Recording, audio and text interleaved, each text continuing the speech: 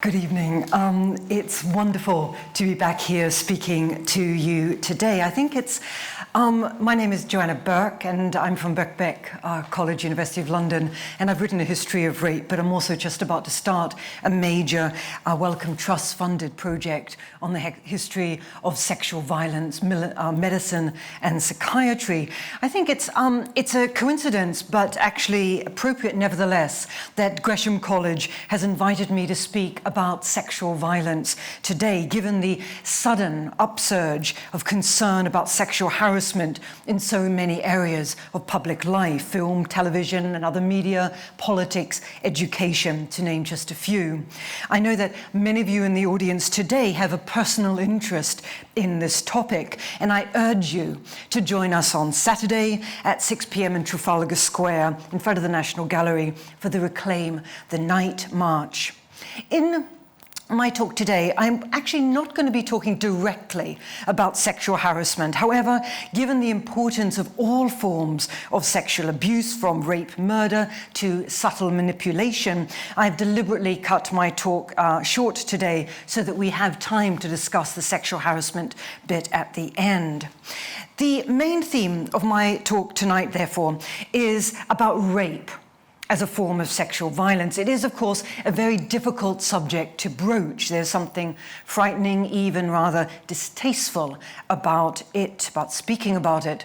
It's a subject that, in fact, I also never thought that I would broach until one day I was sitting in an American archive working on my book, An Intimate History of Killing, when I came across an interview of an ex-soldier who had served during the war in Vietnam. Unlike other accounts that I had read, and I had read many of them, in which sexual violence was mentioned, this was different because he was admitting to participating in the violence. Most other, in fact, all other accounts I'd found said that others did it, but they did not. But even in this account, the victim was silenced. He never, in fact, knew her name. Neither he nor her comrades would have been interested in such niceties. The only relevant consideration is that she was Vietnamese. He explained that they all raped her. It was like an animal pack, he recalled. Nobody was turning their back or nothing. While this soldier admitted that he was taking her body by force, his heavily armed comrades simply stood around and watched. Then suddenly, unexpectedly, this unnamed woman turned towards him and said, "Why are you doing this to me?" in English. "Why are you doing this to me?" And I guess I just couldn't get that young woman's words out of my head. Rape, not as a metaphor for the destruction of a city, the rape of Nanking or nation, the rape of Belgium, or the rape of Kuwait, but the embodied violation of another individual.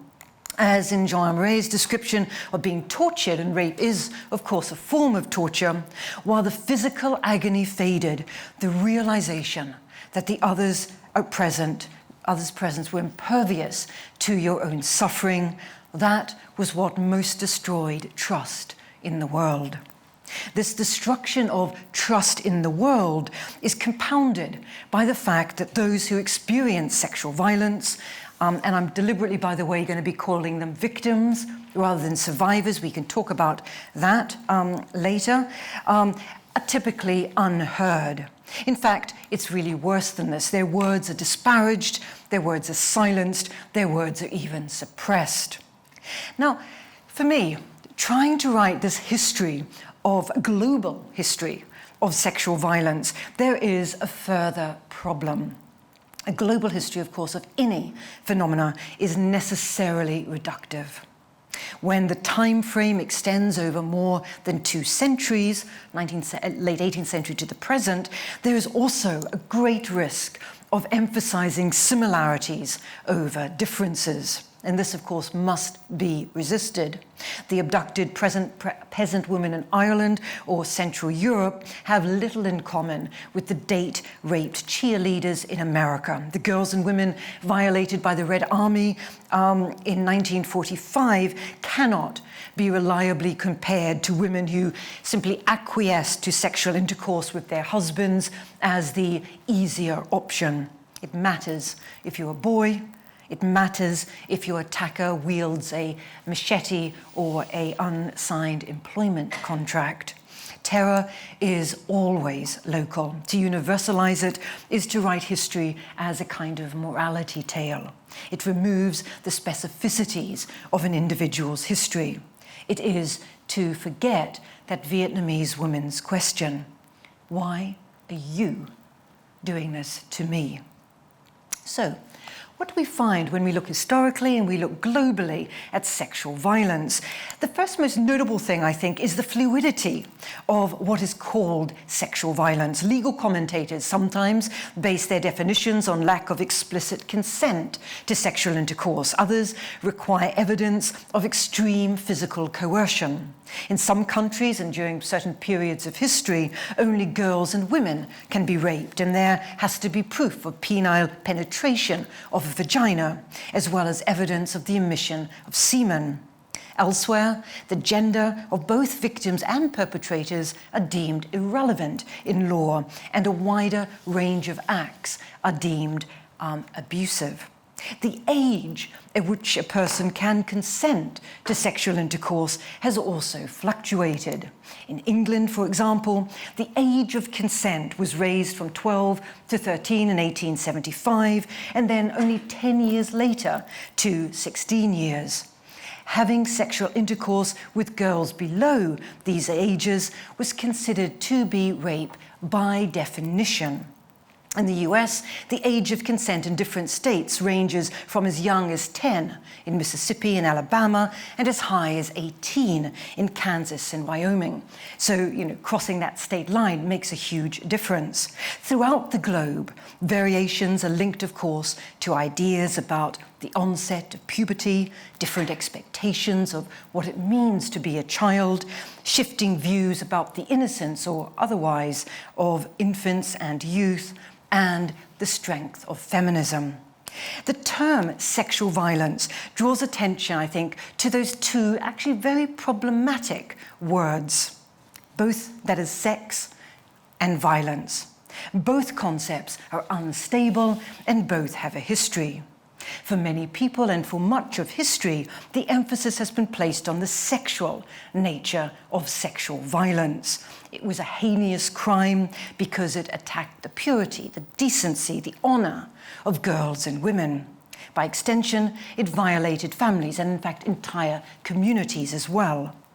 From the late 1960s onwards, however, many feminists attempted to disrupt this weighting, stressing instead the violence part of sexual violence. Most famously, Susan Brown-Miller, Against Our Will, 1975, and Kate Miller's Sexual Politics contested the assumptions that rape has a sexual component for the perpetrators. Yet still other feminists disagreed, including Catherine McKinnon, Adrienne Dworkin, contending that distinguishing male sexuality from aggression was misguided, because violence, they argued, was an important and integral part of masculine desire. As McKinnon most famously put it, rape is not less sexual for being violent. To the extent that coercion has become integral to male sexuality, rape may even be sexual to the degree that, and because, it is violent. As she trenchantly asked, well, if it's violence, not sex, why didn't he just hit her? The difficulties in assessing the extent of sexual violence are in fact legion. We don't know how many people perpetrated acts of sexual violence, and we don't know how many were victims. Perpetrators, of course, generally avoided leaving behind incriminating evidence. They know that what they're doing is wrong. They often beg victims not to tell anyone. They feel embarrassed, ashamed, guilty. Many seek solace in alcohol, drugs, and other numbing substances. Such responses suggest that sexual violence is not a valued masculine trait, but indeed its opposite. Now, what we do know, of course, is that throughout the world, in the past 2.5 centuries, victims and witnesses are reluctant to come forward. For victims, even retelling their experience could resurrect painful memories. They know that reporting sexual assault will be an ordeal. They dread having to undergo this humiliating police interrogation and uncomfortable genital examinations. They fear publicity and the likelihood of retaliation. Certain types of victims, indeed, are routinely discriminated against in these contexts. Prostitutes, peddlers, domestic workers, immigrant groups are generally correct when they believe that their complaints will in fact be ignored. Silence might in fact be the preferred option for victims keen not to humiliate their own communities. Others might have other good reasons for remaining silent. It's important, I think, to observe that the insistence on the need to speak trauma is in fact a very Western concept. Disclosure could be more emotionally, financially, and physically damning to victims than silence. In times of armed conflict, the relative silence of rape victims might also be due to the fact that it was simply one of many vicious assaults on their bodies and minds, and perhaps not for them the worst. I think a stark example of this can be seen in Rwanda. Between the second week of April and the third week of May 1994, mass rape were routine. 80% of women were raped. But it occurred in a context where between 5 and 10% of the country's population was slaughtered. So in other words, survival itself took place against great odds. In genocidal situations, the silence of victims and their communities could be an important way of protecting honor and dignity, as well as promoting peaceful future relations between divided communities. Crucially, as mentioned, notions of honor gagged victims. Their isolation, their violation shamed not only themselves, but also their families and communities. Victims struggled to find words for their suffering. In many cultures, in fact, they faced assumptions that only shameless women would even talk publicly about sexual matters in the first place. During inter-ethnic conflict, sexual violence has been adopted as a weapon of war, precisely because it could be experienced as a form of murder. In more recent times, as people here all know, the trigger point for such debates was wartime sexual violence during the 1991-99 conflict in the former Yugoslavia, at the heart of Europe. Indeed, debates about genocidal sexual violence continue today to be refracted through that conflict.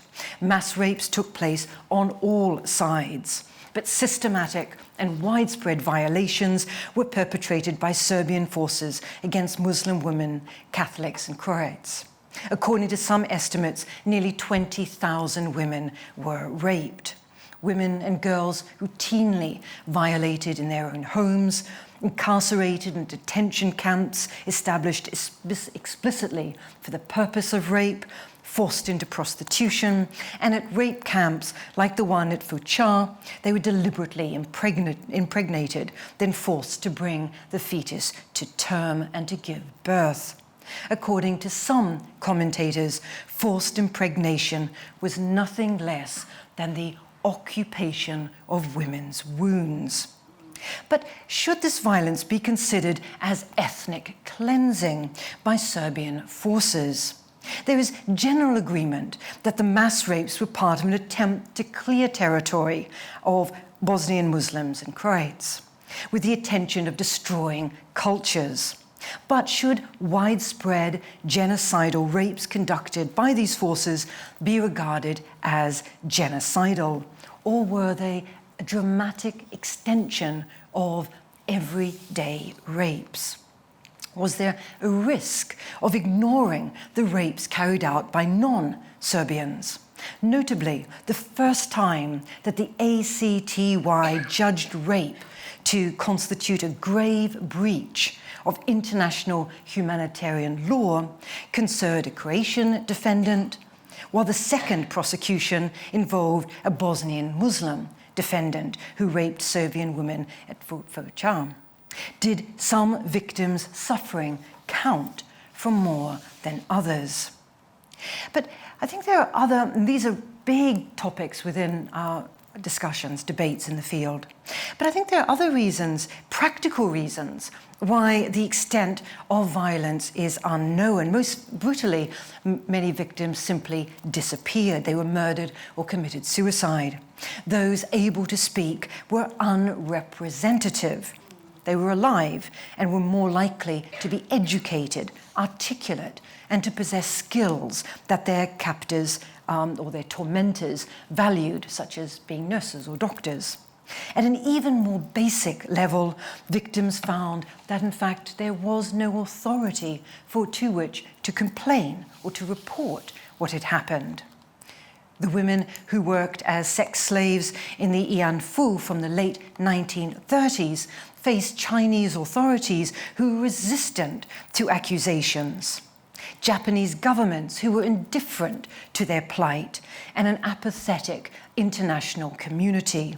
It took 60 years before these voices could be heard. In wartime, in particular, accounts of rape projected powerful messages about national identity and ideology. As a result, censorship was rife. In countries with formidable legal controls, thinking here of North Korea, for example, there might be no mechanism for attracting widespread public attention. In the Soviet Union, East Germany, Hungary following the Second World War, it was only after the collapse of communism that many people felt able to talk about what they had done or experienced. Tight controls over the press and mass media had ensured that their stories could not be told. In many communist states, governments had promoted an idealized version of history in which the Red Army liberated, rather than victimized, our populations. When rape was discussed, as in Hungary, it was often as a political attack on communism. The perpetrators might even be the government. Court records are also actually profoundly unhelpful in quantifying abuse. Well into the 20th century, it was common for rape accusations in the US, Europe, and South American nations to be treated as seduction, with the women cajoled into marrying her abuser. Just to give you one example of this, New York City, 1896 to 1946, 1 in every 4 rape prosecutions included attempts to resolve the matter through marriage. Even if these deterrents to reporting and pursuing a rape allegation could be overcome, there was still a further ordeal for the victims of sexual violence, the court case. It's hardly surprising that this was, and indeed is, often dubbed a second assault. Accusers generally have to prove irrefutable physical evidence of having rigorously resisted in order to be believed. Even in jurisdictions such as England and Wales, but not in Scotland, where rape was a crime in which the victim had not given consent. In other words, it was not a crime against her will, but consent. If the court case was not proved beyond doubt, rape accusations could in fact rebound dramatically on the woman herself. Unsuccessful complainants in Darfur and Pakistan could be charged with zina or adultery, which is punished by imprisonment, a public whipping, or even stoning to death. So what this illustrates, I hope, is that sexual violence has not only been an individual act, but also always has strong political meanings. In terms of politics, it's been a political strategy, thinking here against followers of Aristide in Haiti or supporters of the Pakistan People's Party. It's been a weapon wielded by one ethnic group against another, the Chinese in Indonesia, the Ognoni in Nigeria, the Tutsis in Rwanda. It's been a way of collecting information during interrogation. Here, function of the Peru's counter-insurgency forces, and a way of wreaking religious vengeance, former Yugoslavia, but also against Muslims in India and Myanmar. It's important also to note that the destructive effect of sexual violence precedes any attack, the destructive effect precedes any actual attack. The fear of rape, for example, constrains women's movements and encourages parents to marry their daughters at very young ages in the belief that a husband might prove some kind of protection. In other circumstances, victims of sexual violence were not even present at the moment of the violation. Here, I'm referring to children born of rape, who was stamped with this formidable stigma, often for life. After the First World War, French children born of rape by German troops were branded children of the barbarians. After the conflict in Vietnam, infants born as a result of American abuse were children of the dust. In Bosnia, children of hate. Kosovo, children of shame. Rwandan, children of bad memories, were given names such as Little Killers, The Intruder, and I Am at Loss. For the immediate victims, the sexually violated girls, women, boys, and men, sexual violence was a scourge that caused suffering for years or decades after the attack. The psychological harms are atrocious. They include sleep disturbances, eating disorders, flashbacks, headaches, blackouts, difficulties walking, hypervigilance.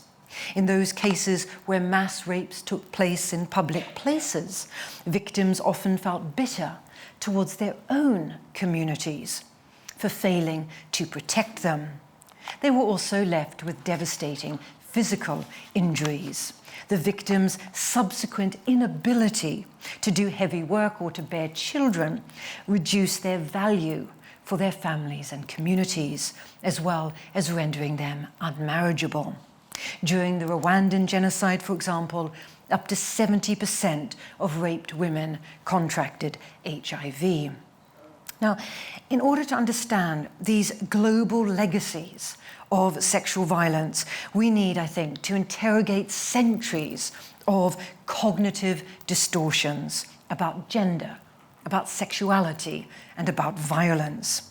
Some of these myths concern ideas about the female body and that slippery concept of consent. Women have often been viewed as culpable for the attacks made upon them. Even the mass rapes carried out by the Red Army as they made their way through Eastern Europe at the end of the Second World War were presented in this way. Boris Slutskin, for example, was a poet who served in a Red Army infantry platoon between 1941 and 1945. In his memoir entitled Things That Happened, he claimed that Hungarian women loved the Russians in their turn, and along with the dark fear that parted the knees of matrons, mothers of families, there was also that affectionate nature of young women and the desperate tenderness of the women soldiers who gave themselves to the men who had killed their husbands.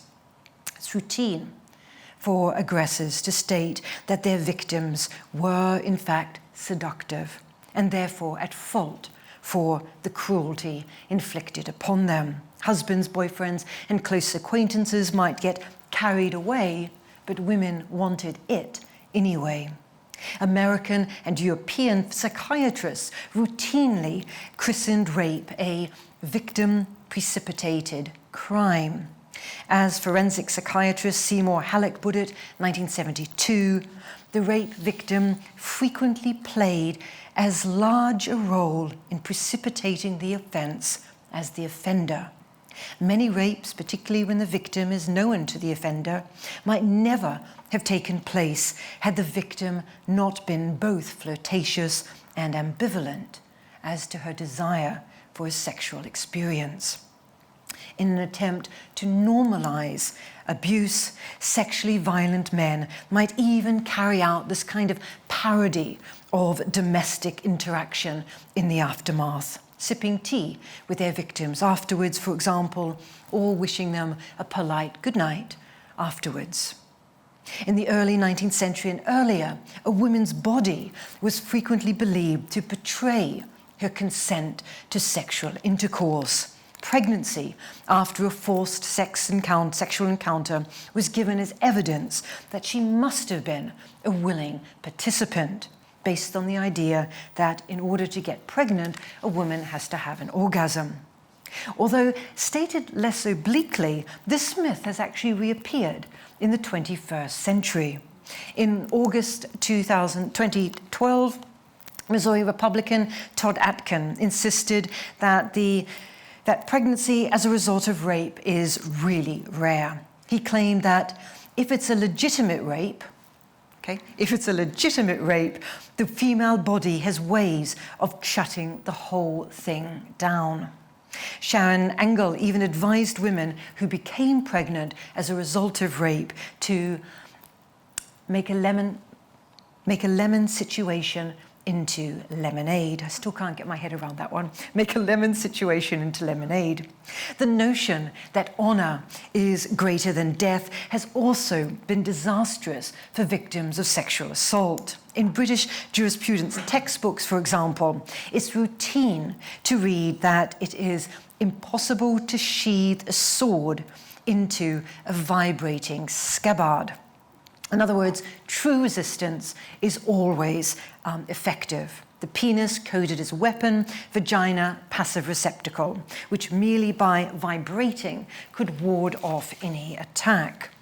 There is another way, I think, of saying this, and that is that any woman who failed to fight off an attack on her virtue could be assumed to have acquiesced or even consented. Of course, concessions were regularly made when the victim was a delicate, middle or upper class woman. Sturdy, working class women had no excuses. They were effectively unrapeable. Again, at least this bizarre claim is seen as something relegated to distant, less civilized times. It was echoed by members of Italy's Supreme Court in 1999. The court overturned a rape conviction on the grounds that the victim was wearing blue jeans at the time of the attack. The justices reasoned that it is impossible to take off jeans without the active cooperation of the person wearing them. Only a massive protest, you see here, including by female parliamentarians wearing jeans and holding placards reading "Jeans an alibi for rape," eventually led to this ruling being overturned, but not until 2008. War, 11 years later, war also undercut the salience of consent. Volunteering for sex work was a survival strategy. In the words of a woman speaking about her experience during the Holocaust, she said, "Well, I refused to be consumed and vanish like a cloud. I wanted to return to my house. I'm 18 years old. I don't want to die. Everyone goes around picking up leftovers from the garbage. They suck bones other people spit out. And I'm supposed to refuse life because it's offered on a dirty plate?"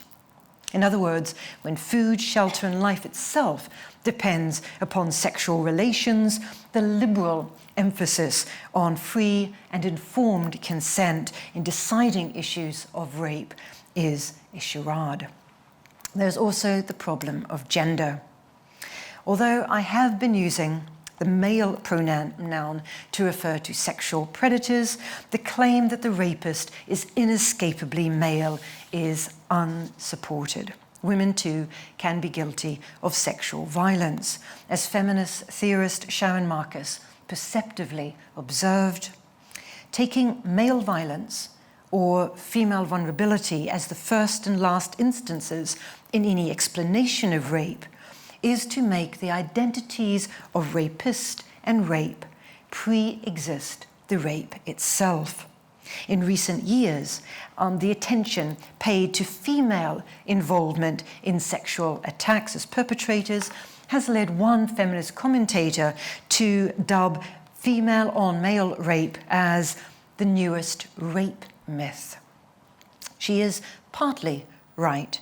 Only 1% of rapists in prison are female, although the proportion of female perpetrators involved in sexual violence of male children is not insubstantial.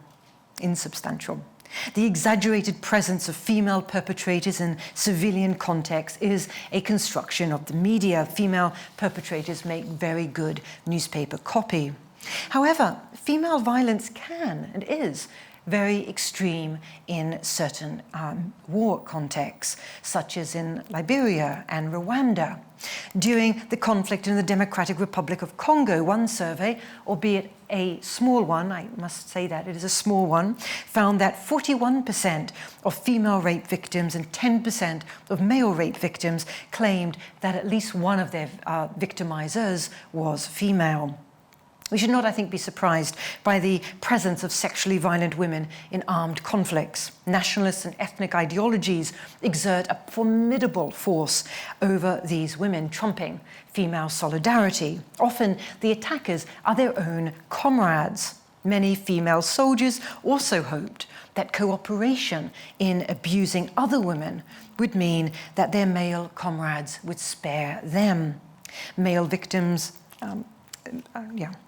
spare them. Victims with a heterosexual orientation, actually, when they're abused by women, might worry that this is somehow an attack on their very manlyhood, very masculinity.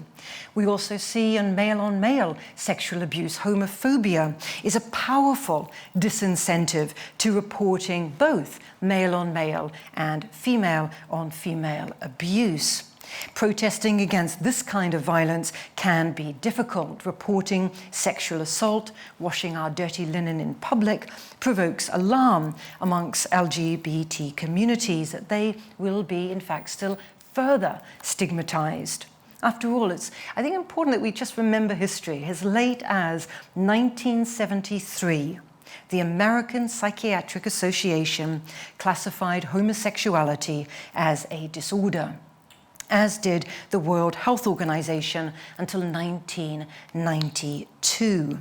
Today, in 78 countries, sexual activity by lesbian, gay, bisexual, transgender, and intersex people is criminalized.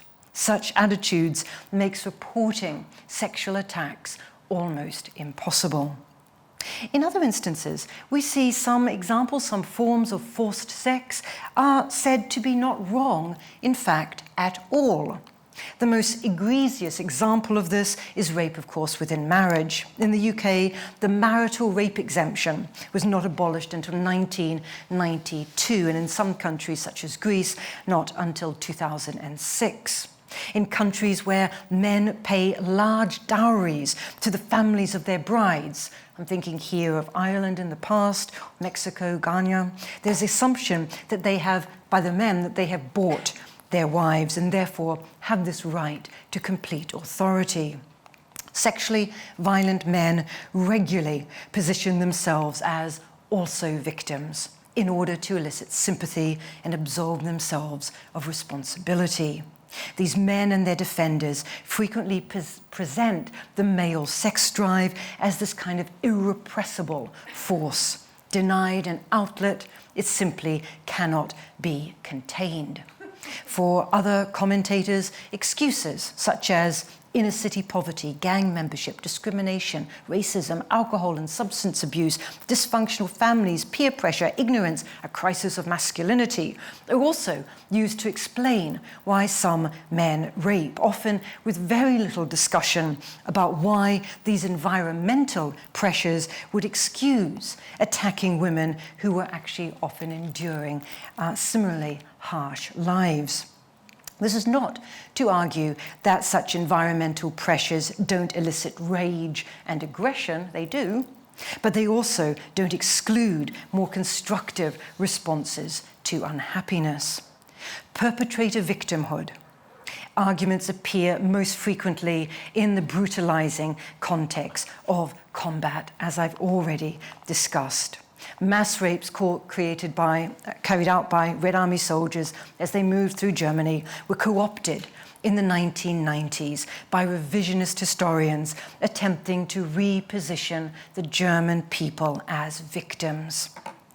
Heike Sander, who in 1992 produced a film about the rape of German women by Allied forces entitled Liberators Take Liberties, was accused, wrongly by the way in my view, of transforming German women into victims of war rather than active participants in the atrocities of Nazism. This tendency, I think, is most striking during armed conflict, as we've seen, some of you will have seen, in Winter Soldier's investigation of 1971. After all, war does spectacularly increase the number of men and women willing and able to inflict sexual cruelty. It becomes a very public display of brutality, even valorized as a patriotic act, and one that facilitates emotional bonding between perpetrators. Every invading army during the Second World War proved to be rapacious. At the beginning, in Nanking, for example, over 20,000 women were raped in 1937 alone. And in the end of the war in France and Germany, American troops raped between 14 and 17,000 women. Notorious rapes took place in Germany, Russia, Korea, China, Japan, Italy, and the Philippines. And despite this, the international law was sluggish in responding. The International Military Tribunal for the Far East did, unlike the one in Europe, prosecute rape, but as a failure to respect family honor and rights rather than a crime against the women themselves. So, depressing story, what to do? Throughout the last 2 centuries, feminists, politicians, lawmakers, police, and community activists, not to mention victims themselves, who may also, of course, be feminists, politicians, lawmakers, and so on, have debated how sexual violence can be diminished, if not eradicated. Many attempts, I think, we can ridicule as unhelpful, if not ridiculous. Victim blaming, such as suggestions that women police their own behavior, upgrade their security, act more modestly, is common. Too many anti-rape initiatives warn women to avoid dark alleys and short skirts.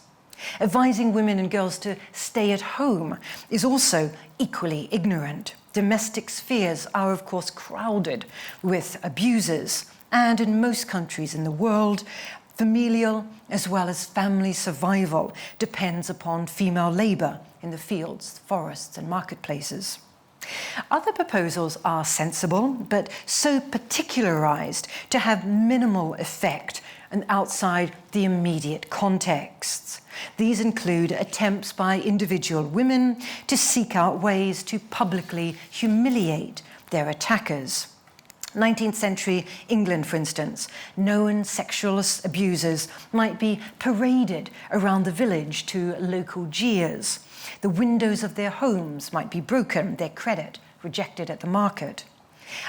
This here is an example from the current decades, the Pink Sari Gang. This is the world's largest female vigilante group with over 20,000 members. Now, local justice might be gratifyingly retributive, but would never change a culture of sexual violence. What we find then is that lawyers, believe in better laws. International relation experts place their faith in international agreements. Some ask, is the solution less pornography or better pornography? Do we need to return to family values or sexual liberation? In our time, support for rape crisis centres has grown, but they are chronically underfunded. What I want to suggest then is that one of the most debilitating myths for those of us seeking to forge more peaceable worlds is the assertion that sexual violence is inevitable. Rape, though, is not about male biology or an evolutionary inheritance. It varies greatly over geographical space and historical time, as I've documented in my book. Even in armed conflicts, where indisputably sexual violence is very high, there are still wide variations in the nature and degree of sexual violence, with some conflicts experiencing very little. Rape, for example, was prevalent on a vast scale in the Punjab in 1947, but not during the violence of the 1980s and 1990s. Although rape is high during what international scholar Mary Kaldor has called the new wars, that is, those that are counterinsurgencies, where the lines between armed forces and civilians and organized crime are blurred, it is in fact low in armed groups that possess a strong sense of internal discipline and ideological values. Clearly, discourses favoring rape are not present in all cultures. Cultures with greater sexual equality, higher levels of female economic power, low levels of armed conflict tend to have relatively low levels of sexual violence.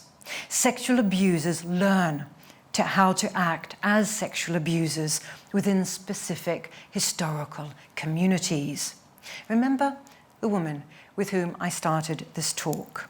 Why are you doing this to me, she asked, insisting on historical specificities instead of this kind of ahistorical narrative based on supposedly biological and psychological constants. I think we need to pay attention to her question. Sexual violence and the fear of violation are deeply embedded in women's lives. This is not because of any innate tendency in men. It's not only because of socialization. Rape thrives in situations of structural inequality. Obviously, there is a need to reform the legal system so that more rapists are identified, convicted, and punished for their crimes. But in the final analysis, political attempts to reduce and finally eliminate sexual aggression must start with the main perpetrators. Rape is a crisis of manliness. Its eradication is a matter for men, for radically different conceptions of agency and masculinity. Rape is infused, I've argued, through and through with political meaning and norms about gender performance. This is why any reduction of sexual violence will require the political, ideological, and discursive labour of every global citizen. Thank you.